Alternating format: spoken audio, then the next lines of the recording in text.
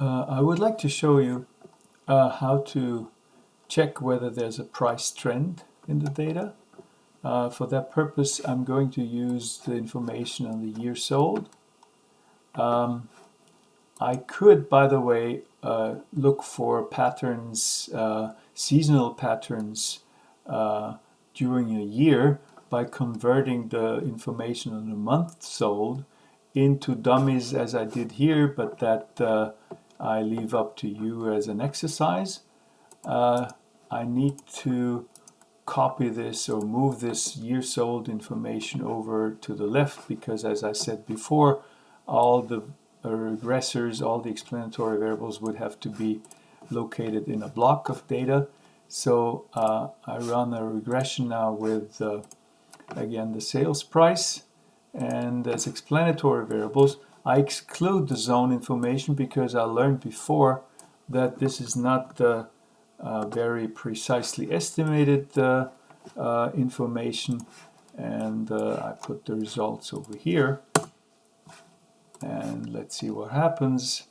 Again, as a rough comparison, we're not really improving the goodness of fit tremendously. A standard error stays, it goes even up a little bit. But of course, we've eliminated that zone information.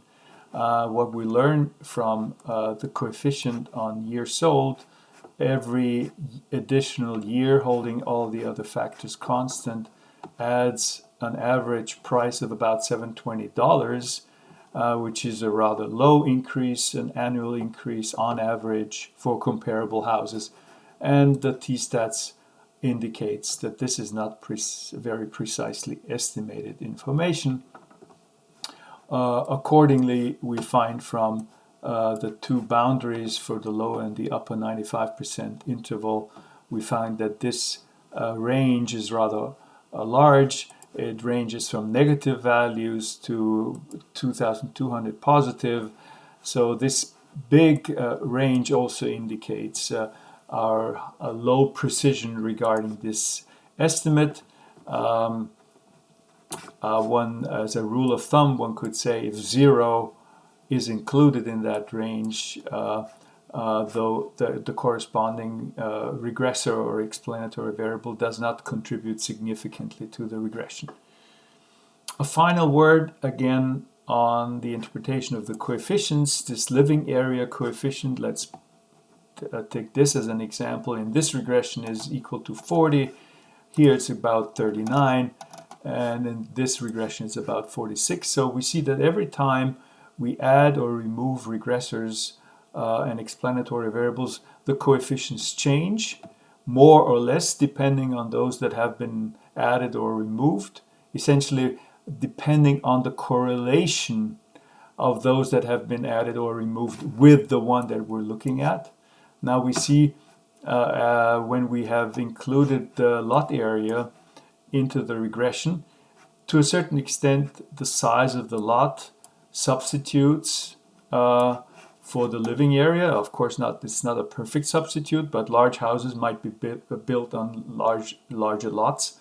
And the consequence is that the coefficient of 46, which meant that an additional square foot of size in the living area adds, holding everything else constant, about $46 on average two house prices. This drops to 39. Whereas a certain contribution now comes from the lot area. You could interpret those two numbers as both represent size of lot, but different aspects, size of the house and size of the lot, but different aspects. And each one of those coefficients measures the partial contribution of that size indicator. If you would only include one size indicator, it somehow has to carry the entire weight, so to speak. So any variation that is somehow related, any variation in the sales price that is related to size, if you offer to the regression only one size indicator, it will assign the whole weight to that one.